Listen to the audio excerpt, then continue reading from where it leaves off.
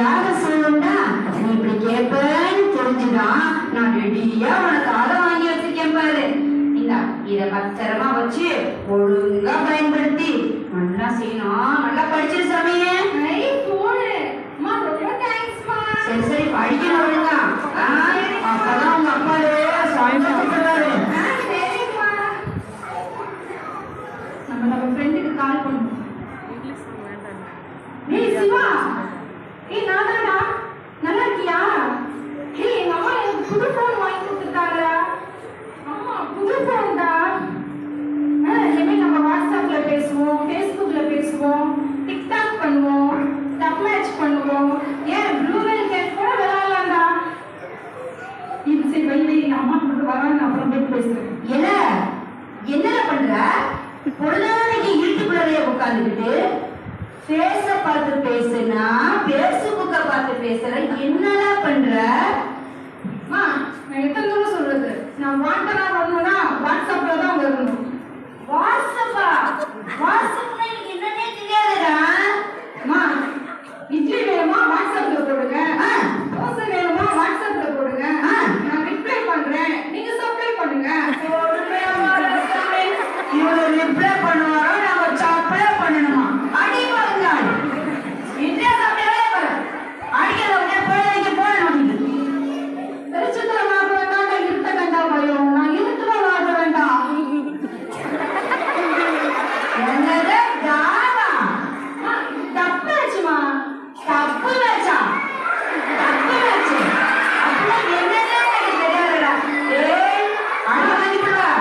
தப்பு ஆச்சுங்கிறது ஒரு ஆப்புமா. ஆகுது.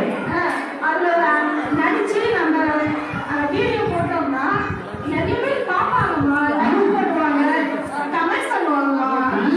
கமெண்ட் பண்ணுவாங்க. இப்ப நான் நல்லா அடி வாங்க போற உடனே பாத்துட்டேன். வேலைய பாரு. உங்களுக்கு என்ன புரிய போகுது? அம்மா அப்படியே போகும்போது ஃபேஸ்புக்ல ஒரு ரெக்வெஸ்ட் போட்டுட்டோமா. ஆமா ஆமா ரெக்வெஸ்ட்.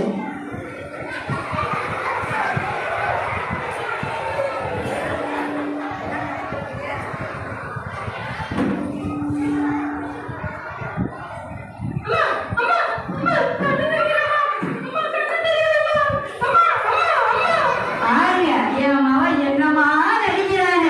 இவ்வளவு நேரம் போன நோண்டிக்கிட்டே இருந்தா இப்ப நடிக்கிறது இறங்கிட்டான். பாருங்க எல்லாரும் நல்லா நடிக்கிறானா? சீரியஸா பேசுறியா? என் சாமி என் சாமி என்னையாச்சு என்னையாச்சு? நிஜமா இல்லையா? சரிவா சரி சரிவா டாக்டர் வேற வந்து போயிடுவாரு. வா வா கூட்டிட்டு போறாங்க.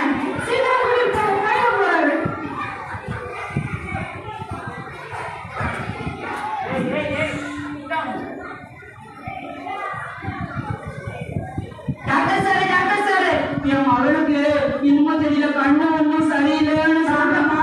உட்காருங்க, பதஷ்டப்படாதீங்க. உட்காருங்க முதல்ல. எங்க உட்கார மாதிரியா சேதி சொல்றான்? உட்காருங்க. சரி.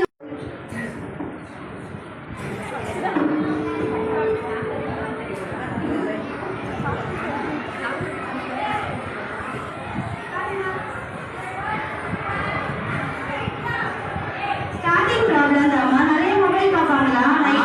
வீட்டிலேயே உட்காந்து வீட்டிலே பார்ப்பீங்களா? இது மாதிரி தொடர்ந்து நீங்க மொபைல் பார்த்தீங்கன்னா உங்க கண்ணு சுத்தமா தெரியாம போயிடும். அப்புறம் உங்களோட வாழ்க்கை ஃபுல்லா இருட்டிலேயே இருந்துடும். ஸோ தேவைக்கு மட்டும் மொபைல் பாருங்க. இப்பெல்லாம் ஸ்கூல் ஸ்டார்ட் ஆயிடுச்சு, கொரோனா காலம்லாம் முடிஞ்சிருச்சு. ஸோ ஸ்கூல் வந்து 9 to 4. ஸோ ஃபுல்லாக டீச்சர்ஸ் கூட இருக்க போறீங்க. நிறைய டவுட்ஸ்லாம் உங்க வீட்டுக்கே கேட்டுக்கோங்க. ஃப்ரெண்ட்ஸ் கூட நிறைய டைம் ஸ்பெண்ட் பண்ணுவீங்க. ஸோ ஸ்கூல்லேயே நல்லா ஜாலியாக என்ஜாய் பண்ணிக்கோங்க. ஸோ வீட்டுக்கு வந்து ஃபோன் எடுத்து ஃப்ரெண்ட்ஸுக்கு பேசுகிறேன், ஷேர் பண்ணுறேன்.